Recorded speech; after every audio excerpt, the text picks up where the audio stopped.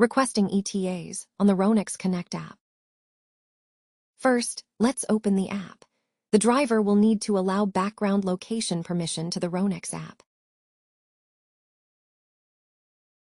The prompt explains the reason for the request.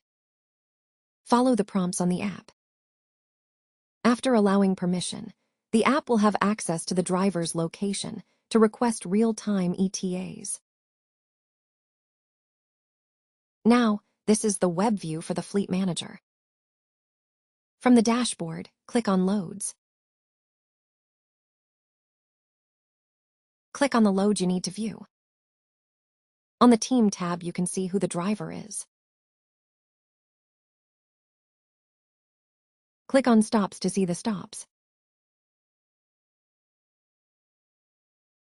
Click on the Request ETA button. It will take a few seconds and return the ETA.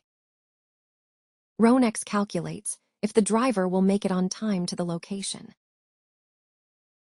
Even when background access is allowed, Roanex remains transparent with the user.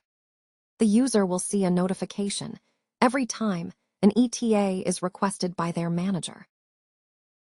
Thank you for watching.